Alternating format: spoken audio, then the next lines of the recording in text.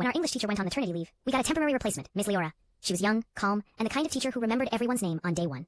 Most of us liked her instantly, except Nadia. Nadia was the class's self-appointed queen, rich, loud, and allergic to not being the center of attention.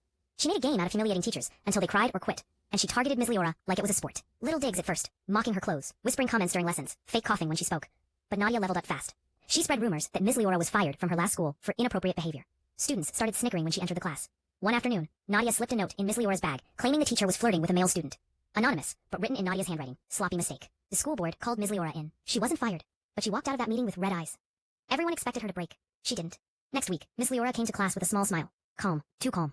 She assigned a character analysis project. Each student would get a character from literature, and had to present how the character's flaws destroyed them. She handed out random names. When she reached Nadia, she paused, looked her straight in the eye and said, Regina George. The class went silent. The reference hit like a slap.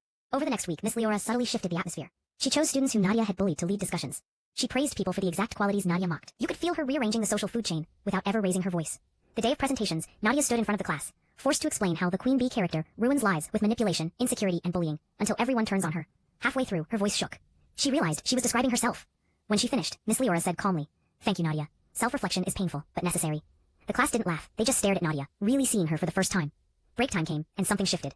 People didn't follow Nadia anymore. They avoided her like she was contagious. Her power evaporated within a day. Her old friends drifted to other groups. Being feared had been her currency, and Miss Leora destroyed it, without raising her volume above a whisper. Nadia wasn't the same after that. She stopped talking in class, stopped mocking people. She sat in the back row and kept her head down. When Miss Leora's temporary term ended, the whole class wrote her goodbye messages. Even Nadia handed her a quiet, thank you, for not giving up. Miss Leora smiled and left us with one final line. Cruelty isn't strength. It's weakness trying to look tough.